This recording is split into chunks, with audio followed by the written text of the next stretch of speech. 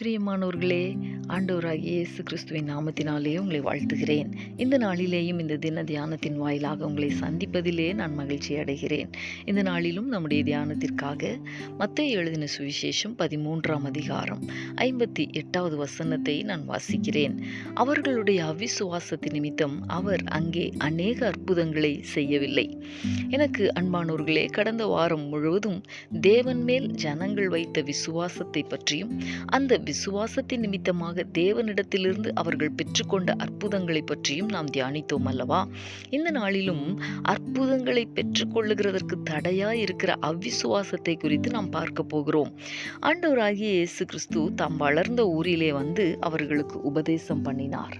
அவர்கள் ஆச்சரியப்பட்டு இந்த ஞானமும் பலத்த செய்கைகளும் இவருக்கு எப்படி வந்தது என்று சொல்லி அவரை குறித்து இடறல் அடைந்தார்கள்.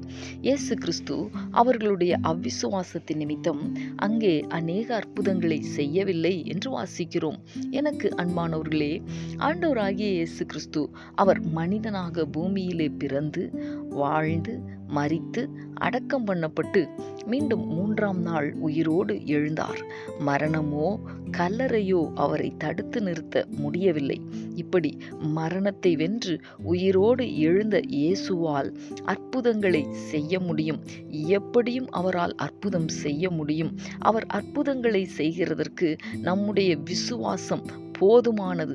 நாம் அற்புதங்களை அவருடைய கரங்களிலிருந்து பெற்றுக்கொள்ளுகிறதற்கு நம்முடைய அவ்விசுவாசங்களை அப்புறப்படுத்தி இந்த நாளிலே விசுவாசத்தை தேவனிடத்திலே கேட்டு பெற்றுக்கொண்டு நாம் அற்புதங்களை காண நம்மை அர்ப்பணித்து ஜெபிக்கலாமா? எங்களை நேசிக்கிற எங்கள் அன்பின் பரலோக தகப்பனே, ஆசீர்வாதமான இந்த நாளுக்காக உமக்கு நாங்கள் நன்றி செலுத்துகிறோம். இந்த நாளிலேயும் ஆண்டவரே, நீர் வளர்ந்த ஊரிலே அங்கிருந்த ஜனங்களுடைய அவிசுவாசத்தின் நிமித்தமாக அநேக அற்புதங்களை நீர் செய்யவில்லை என்பதை நாங்கள் தியானித்தோமே. எங்களுடைய வாழ்க்கையிலே அற்புதங்களை நாங்கள் பெற்றுக்கொள்ளுகிறதற்கு அவ்விசுவாசம் எந்த விதத்திலேயும் தடையாயிராதபடிக்கு ஆண்டவரே, நாங்கள் விசுவாசிக்கிறதற்கு எங்கள் ஒவ்வொருவரையும் பலப்படுத்துவீராக. எங்களுடைய அவ்விசுவாசங்கள் நீங்கும்படி கர்த்தர் உதவி செய்வீராக. நீர் அப்படி செய்ய போகிறதற்காக உமக்கு நன்றி செலுத்துகிறேன். இயேசு கிறிஸ்துவின் நாமத்தில் வேண்டிக் கொள்ளுகிறேன் நல்ல பிதாவே.